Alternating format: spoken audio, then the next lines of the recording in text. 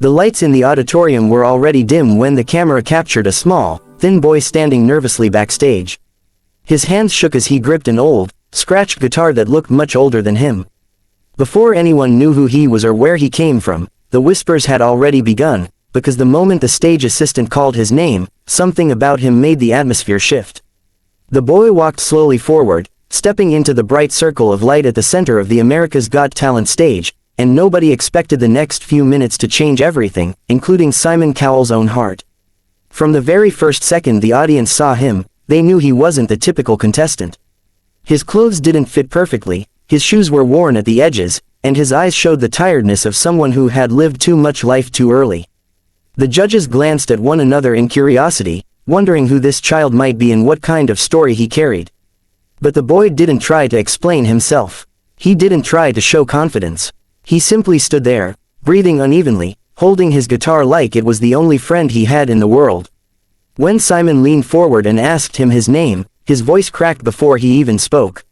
He said he was from the Philippines, and the moment he said it, something fragile trembled inside him.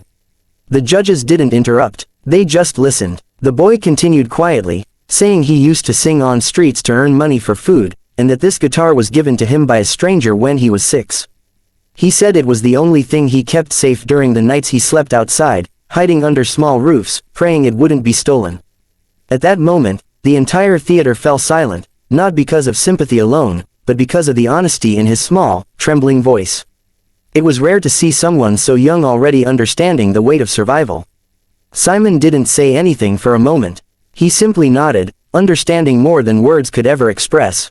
The boy then adjusted the guitar strap, inhaling deeply. When he said he would be singing Hotel California, the audience let out a collective gasp. It was an iconic song, a difficult one, and no one expected a child to even attempt it, let alone one who learned to sing on the streets without professional training. Yet his eyes didn't show fear at that moment. They showed something else, a flicker of hope mixed with responsibility, as if he knew this was his one chance in life to change everything. The first note he played was soft, slow, almost shy, but it carried something raw and haunting. People leaned forward, unsure if he could manage the song. But then he started singing, and the world around him changed instantly. His voice wasn't ordinary, it wasn't polished or trained. It was unique, filled with a scratchy softness and a mature pain that shouldn't belong to a boy his age. Every word he sang sounded like it had been lived, not just learned.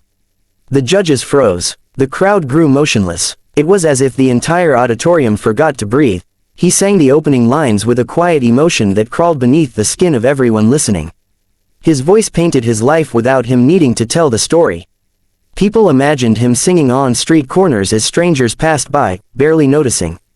They imagined the hunger, the loneliness, the nights he slept in silence with only his guitar beside him.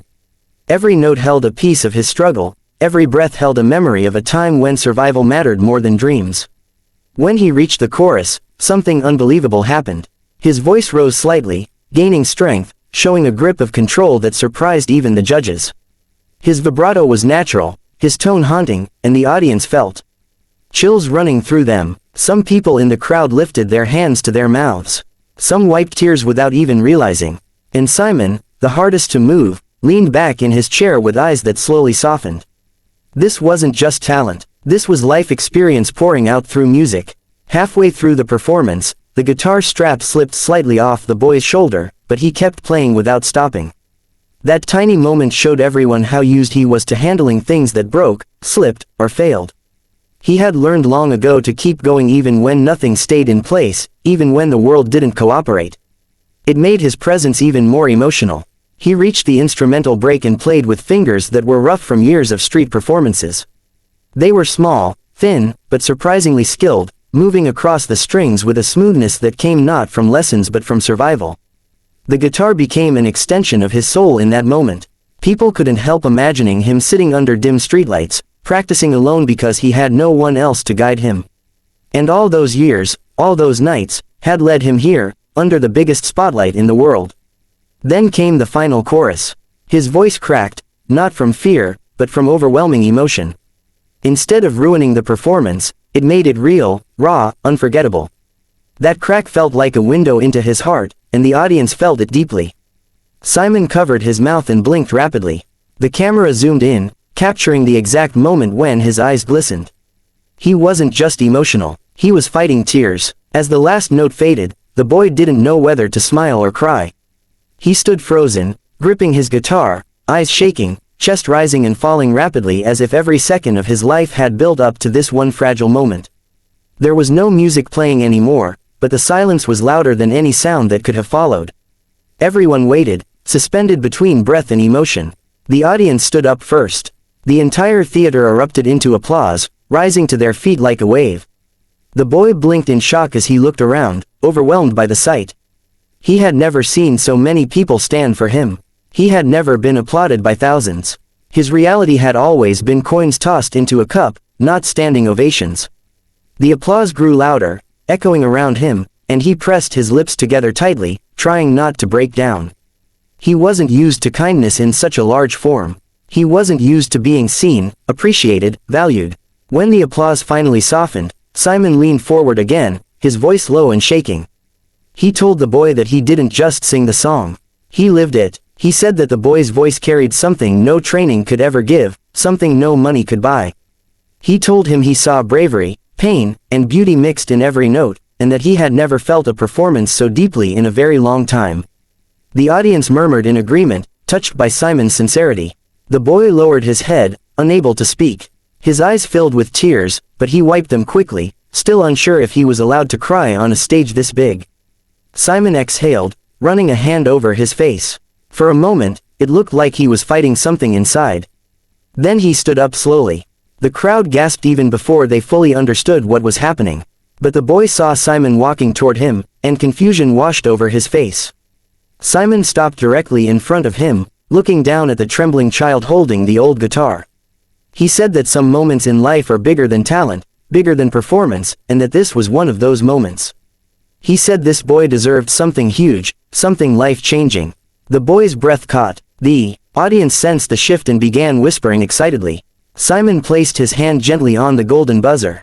The boy's eyes widened, his lips parted, his knees shook. Simon pressed the button. The auditorium exploded. Golden confetti burst into the air like a storm of sunshine. The audience screamed with joy. The judges stood and clapped, smiling and laughing. The boy collapsed to his knees, overwhelmed by the sight of gold falling around him. He covered his face and cried openly, unable to contain years of emotions that had been locked inside. His guitar fell gently against his lap as he sobbed uncontrollably. Simon walked back to him, crouched down, and put an arm around the boy's shoulders. It was a rare moment of pure compassion that the cameras captured perfectly. Simon whispered something to him, and although the microphone didn't pick it up, the boy nodded repeatedly, crying harder. The confetti continued to rain down until the entire stage looked like a golden dream. For the first time in his life, this boy wasn't invisible. He wasn't struggling alone. He wasn't singing for coins. He was being celebrated, believed in, elevated to a place he had never imagined reaching. Everything he had survived, every moment he had doubted himself, every night he had gone hungry, all led to this one beautiful miracle. As the confetti settled, the boy stood again, still shaking, still crying, but with a small smile finally forming on his face.